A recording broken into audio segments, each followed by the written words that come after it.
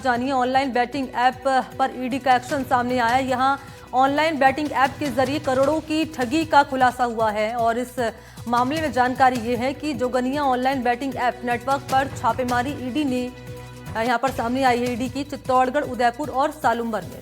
Dubai में बैठा शख्स बैटिंग ऐप को लेकर यहां संचालित कर रहा था इस ऐप को और फर्जी बैंक खातों के जरिए रकम की हेराफेरी हो रही थी। दुबई से संचालन हो रहा था और हवाला के जरिए रकम को दुबई भेजने के आरोप लग रहे हैं। ईडी ने इस मामले में 13 लाख की नकदी बरामद कर ली है, एक लग्जरी गाड़ी बरामद की है और बैंक खातों में जमा करीब 47 लाख से ज्यादा की रकम को फ्रीज कर दिया है। डीमैट अकाउंट में 12 लाख से ज्यादा की रकम जिसे फ्रीज कर लिया गया है।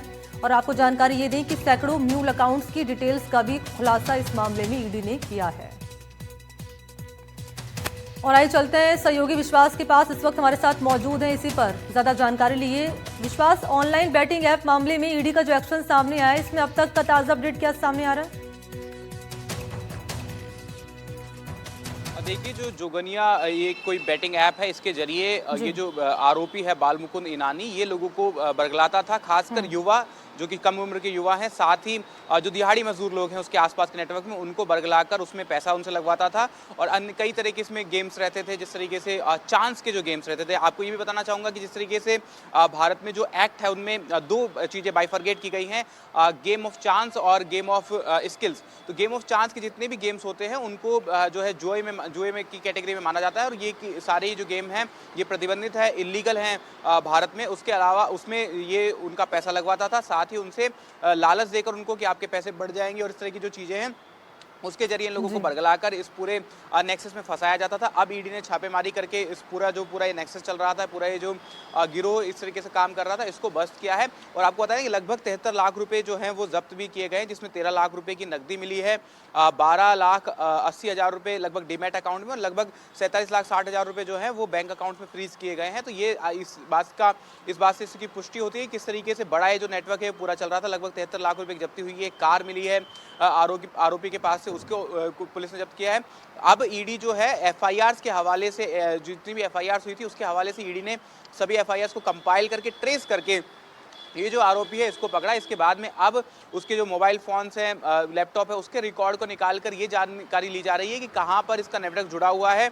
ये नेटवर्क जो पूरा कहाँ से ऑपरेट होता है, क्या ये भारत के अंदर से ही ऑपरेट होता है या बाहर से कहीं ऑपरेट होता है, इस बात पे जो है जांच वो की जा रही है, इन्वेस्टिगेशन की जा रही है। साथ ही ये भी जानने की कोशिश की जा रही है कि कितने और लोगों को इसने अपना शिकार बनाया है और कौन कौन से ऐसे तरीके हैं जिनके जरिए ये लोगों को फंसाता था और कैसे उनके जरिए उनसे पैसे लगवाता था, कैसे ट्रांजेक्शन्स किए जाते थे, क्या वो तरीके थे, म्यूल अकाउंट्स का किस तरीके से यूज़ किया जा रहा था, किस तरीके से जो पैसा है वो ट्रांसफ़र किया जा रहा था। तो इन सब चीज़ों की जानकारी भी पुलिस जो है, ईडी की जो टीम है वो जुटा रही है, जांच एजेंसी।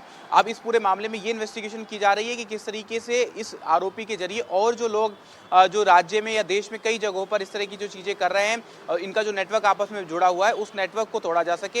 हो सकता है आगे आने वाले दिनों में हमें अंतर्राज्यीय कार्रवाई भी इस पूरे मामले में देखने को मिले, इंटरस्टेट जो एक्शन है वो हमें इस पूरे मामले में देखने को मिले, क्योंकि लगातार जिस तरीके से हमारे सूत्र बता रहे हैं कि ईडी की जो टीम है अब वो इसके जो मोबाइल फोन्स और लैपटॉप का रिकॉर्ड है उससे पूरे नेटवर्क को बस्ट करना चाहती है।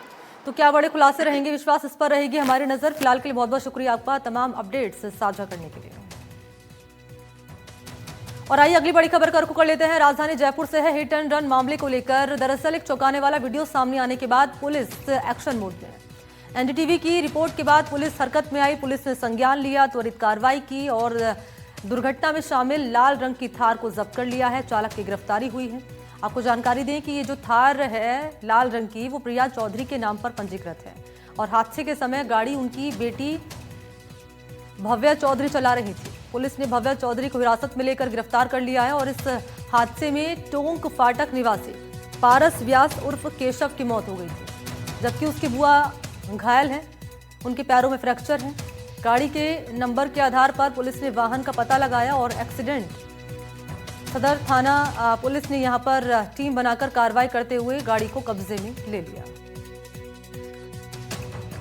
घटनाक्रम ये है कि एक कोई लड़का था पारस व्यास, उनके साथ उनकी कोई रिलेटिव थी लेडी, दोनों स्कूटर पे कहीं जा रहे थे। इन बिटवीन एक कोई थार जो एफआईआर में है लाल और काले कलर की है, उसने उनको हिट किया और हिट करके वो गाड़ी वहाँ से चली गई।